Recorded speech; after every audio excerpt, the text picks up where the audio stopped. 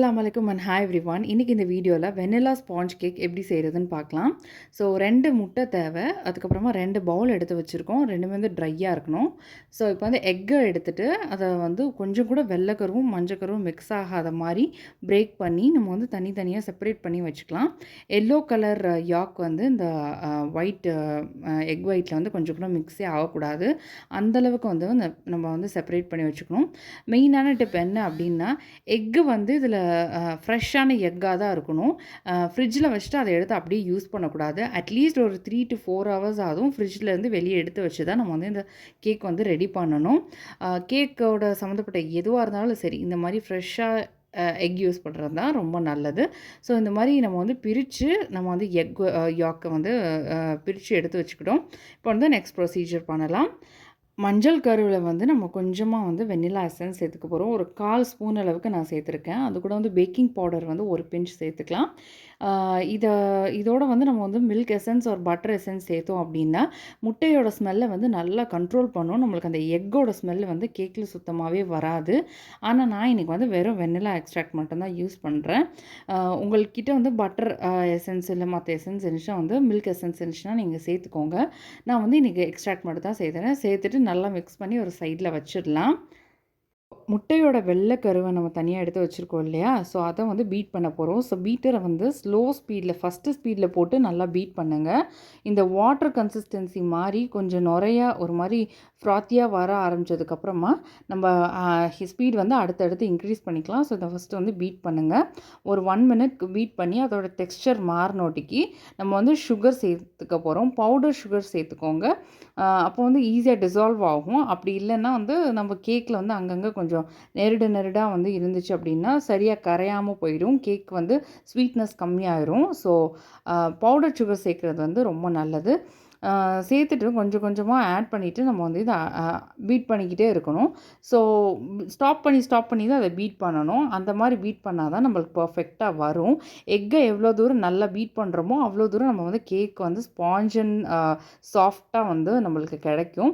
So கொஞ்சம் கொஞ்சமாக ஸ்பீடை இன்க்ரீஸ் பண்ணி இந்த மாதிரி நம்ம எக்கை பீட் பண்ணி எடுத்துக்கணும். ஸோ அது எந்த அளவுக்கு அப்படின்னா, இப்போ பாருங்கள் நம்மளோட எக்கு வந்து டபுள் ஆகி அப்படியே வந்து பெருசாக வரும். அந்த அந்த கன்சிஸ்டன்சி மாறிடும், க்ரீம் மாதிரி ஆயிரும். அந்த அளவுக்கு வந்து வர வரைக்கும் நம்ம வந்து இந்த எக்கை பீட் பண்ணணும்.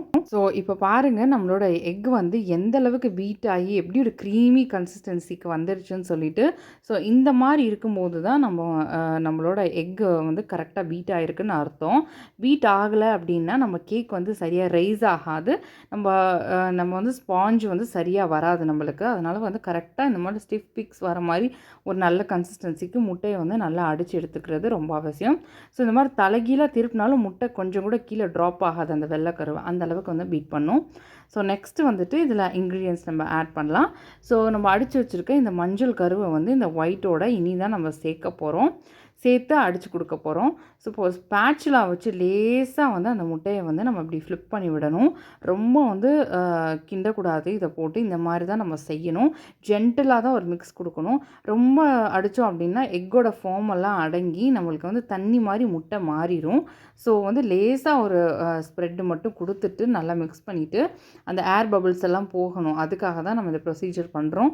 பண்ணிவிட்டு இப்போ நம்ம அடித்து வச்சுருக்கோம் இல்லையா அந்த மஞ்சள் கருவை, அதையும் இதோட சேர்த்து நம்ம மிக்ஸ் பண்ண போகிறோம். அதுக்காக தான் இப்போ நம்ம இதில் ஆட் பண்ணிகிட்ருக்கோம். இப்போ வந்து நம்ம இந்த எக் யாக்கை வந்து இந்த ஒயிட்டோட சேர்த்ததுக்கப்புறமா வந்து ஜென்டிலாக இப்படி கட் அண்ட் ஃபோல்ட் மெத்தடில் வந்து நம்ம வந்து இதை மிக்ஸ் பண்ணணும். ரொம்ப வந்து ஹார்ஷாக பீட் பண்ணோம் அப்படின்னா இந்த ஃபோம் எல்லாம் அந்த எக்கில் இருக்க ஃபோம்லாம் அடங்கி இது ரொம்ப வாட்ரு கன்சிஸ்டன்சிக்கு வந்துடும். அப்போ எக்கு வந்து நம்ம வந்து அந்த எக்கை வந்து கேக்கு யூஸ் பண்ண முடியாத அளவுக்கு போயிடும். ஸோ ரொம்ப மிக்ஸ் பண்ணக்கூடாது. இந்த மாதிரி ஜென்டிலாக மிக்ஸ் பண்ணணும். ஸ்பேட்சுலா வச்சு மிக்ஸ் பண்ணதுக்கப்புறமா நம்ம இன்க்ரீடியன்ட்ஸ்லாம் 1 by 1 சேர்க்கலாம். இப்போது ட்ரை இன்க்ரீடியன்ட்ஸ் எல்லாமே சேர்த்துக்க போகிறோம். அதுக்கு வந்து ஒரு பெரிய ஜல்லடை எடுத்து 1 கப் மைதா வந்து சேர்த்துக்கலாம். அது கூட வந்து பேக்கிங் பவுடர் ஒரு ஒரு சின்ன ஸ்பூன் அளவுக்கு இந்த மெஷர்மெண்ட்டுக்கு பேக்கிங் பவுடர், அது கூட பேக்கிங் சோடாவும் சேர்த்துக்கோங்க. சேர்த்துட்டு ஒரு பிஞ்ச் ஆஃப் சால்ட்டு சேர்த்துட்டு இது எல்லாத்தையும் இந்த மாதிரி நல்லா மிக்ஸ் பண்ணி விடுங்க. இது 2-3 தடவை நீங்கள் ஜலிச்சு எடுத்துக்கிட்டிங்க அப்படின்னா இன்னும் கொஞ்சம் வந்து ஃப்ளஃபியாக இருக்கும். ஏன்னா நம்ம போடுற எல்லா மிக்ஸ்சரும் வந்து ஒன்றுக்குள்ளே ஒன்று மாவுக்குள்ளே போய் நல்லா சேர்ந்தாதான் கேக் வந்து பர்ஃபெக்டாக வரும். அதுக்காக தான். இப்போ இதில நம்ம எல்லாத்தையும் சேர்த்ததுக்கப்புறமா, கொஞ்சமா குக்கிங் ஆயில், அதாவது எந்த வாசனையும் இல்லாத எண்ணெய், நல்லெண்ணெய், கடலெண்ணெய் அதெல்லாம் யூஸ் பண்ணக்கூடாது. பட்டர் யூஸ் பண்ணலாம். அப்படி இல்லன்னா normal cooking oil, refined oil use பண்ணலாம். ஸோ அது சேர்த்துட்டு கொஞ்சமா பால், ஒரு ஒரு ஒரு 2 ஸ்பூன் அளவுக்கு பால் ஆட் பண்ணுறோம் அப்படின்னா, ஒரு ஸ்பூன் அளவுக்கு ஆயில் அந்த மாரி விட்டு நம்ம வந்து கொஞ்சம் கொஞ்சமா தான் மிக்ஸ் பண்ணணும். ஃபர்ஸ்ட் பேட்ச் இது. அடுத்து ஒரு ஃபர்ஸ்ட் பேட்ச், செகண்ட் பேட்ச் குடுத்துட்டு மிக்ஸ் பண்ணணும். அந்த மாரி தான் நம்ம மிக்ஸ் பண்ணணும். கட் அண்ட் ஃபோல்ட் மெத்தட்ல இந்த மாரி மிக்ஸ் பண்ணலாம். இல்ல எனக்கு இது வந்து ஸ்பேச்சுலால மிக்ஸ் பண்ணா நல்லா மிக்ஸ் ஆக மாட்டேங்குது, ட்ரையாவே இருக்கு அப்படின்னு சொல்லி ஃபீல் பண்ணீங்கன்னா, ஸ்பேச்சுலாக்கு பதிலா நம்ம வந்து விஸ்க் கூட யூஸ் பண்ணலாம். அது ரொம்ப நல்லாவே மிக்ஸ் ஆகுறதுக்கு ஹெல்ப் பண்ணும். பால், எண்ணெய், அதுக்கப்புறமா நம்மளோட மிக்ஸ்சர் இந்த மாரி கொஞ்சம் கொஞ்சமா இதில சேர்த்து நம்மளோட பேட்டர இந்த கன்சிஸ்டன்சிக்கு வந்து போரிங் கன்சிஸ்டன்சிக்கு வந்து ரெடி பண்ணா, நம்மளோட கேக் பேட்டர் வந்து ரெடி ஆயிருச்சு அப்படின்னு அர்த்தம். ஸோ இப்போ இத வந்து கேக் டின்னுக்கு வந்து நம்ம வந்து மாத்த போறோம். ஸோ இன்னைக்கு வந்து 6 இன்ச் டின் தான் நான் எடுத்திருக்கேன். ஸோ 1/2 கேஜி வந்து இதில பேக் பண்ணலாம். ஸோ இந்த டின் எடுத்திருக்கேன். இதில வந்து பட்டர் பேப்பர் எடுத்து நம்ம வந்து அடியில வந்து போட்டுக்கலாம். ஸோ இந்த மாரி பண்ணும்போது நம்ம கேக் வந்து அடியில வந்து ஸ்டிக் ஆகாம ஈஸியா நம்மளுக்கு வந்து டீமோல்ட் ஆறது ஹெல்ப் ஆகும். ஸோ இந்த மாரி கரெக்ட்டா அந்த சைஸுக்கு வந்து கட் பண்ணி எடுத்துட்டு, அடியில வந்து ஆயில் வச்சு கிரீஸ் பண்ணிக்கலாம். சுத்தி நல்லா ஆயில் வச்சு கிரீஸ் பண்ணிட்டு, நம்ம கட் பண்ணி வச்சிருக்க பட்டர் பேப்பர இதுக்கு மேல வந்து ப்ளேஸ் பண்ணலாம். ப்ளேஸ் பண்ணிட்டு, அதுக்கு மேலேயும் வந்து பிரஷ்ஷ வச்சு இந்த மாரி நீட் பண்ணி விடலாம்.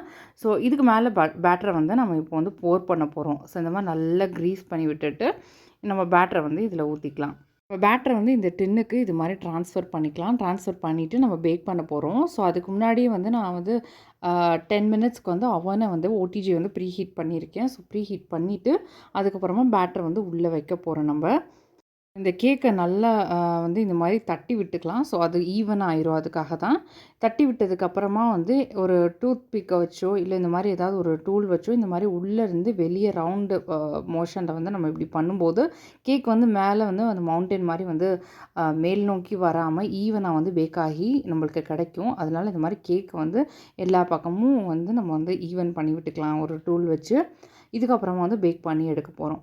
ஆல்ரெடி 10 மினிட்ஸ் ப்ரீ ஹீட் பண்ணி வச்சிருக்க ஓடிஜில கேக்க வந்து நான் பேக் பண்ணி எடுக்க போறேன். இப்போ வந்து 30 மினிட்ஸ் டைமர் செட் பண்ணி 180 டிகிரீஸ்ல வந்து கேக்க பேக் பண்ண போறோம்.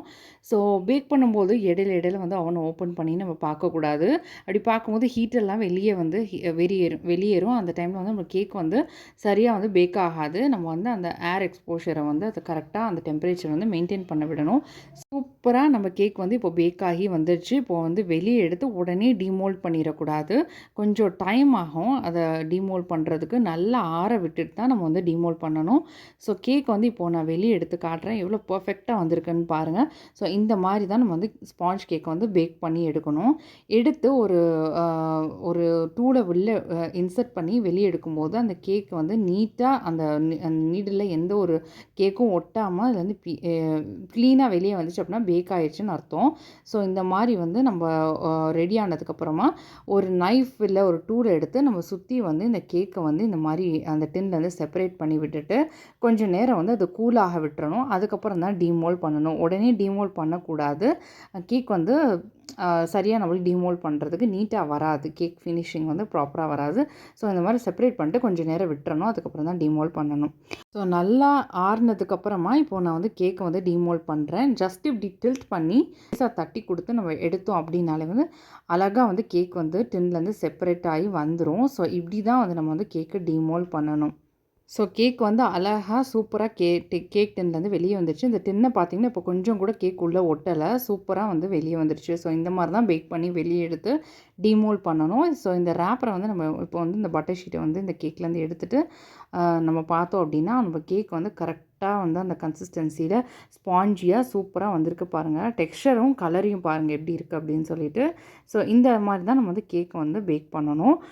இன்னும் கொஞ்சம் டாலாவும் நம்ம கேக் வர்றதுக்கு சில டிப்ஸ் எல்லாம் இருக்கு. பட்டர் பேப்பர் நம்ம அடியில போடுறோம் இல்லையா? கட் பண்ணி வைக்கிறோம் இல்லையா? அத வந்து சைட்லயும் வந்து கொஞ்சம் டின்ன விட ஹைட்டுக்கு கூட வச்சு நம்ம வந்து பேக் பண்ணோம் அப்படின்னா, கொஞ்சம் ரைஸ் ஆகி நல்லா டாலாவே கேக் நம்மளுக்கு கிடைக்கும். ஸோ இப்படி தான் வந்து ஒரு பெர்ஃபெக்ட்டான வெனிலா ஸ்பாஞ்ச் கேக் ரெடி பண்ணணும். ஐ ஹோப் இந்த வீடியோல உங்களுக்கு எல்லாமே டீட்டெயிலா சொல்லியிருக்கேன் அப்படின்னு. ஸோ சேனல் ஃபர்ஸ்ட் டைம் பார்க்குறீங்க அப்படின்னா, மறக்காம வந்து சப்ஸ்கிரைப் பண்ணி சப்போர்ட் பண்ணுங்க. கீப் வாட்சிங் அஃபீஸ் டிலைட். அஸ்ஸலாமு அலைக்கும். Thank you.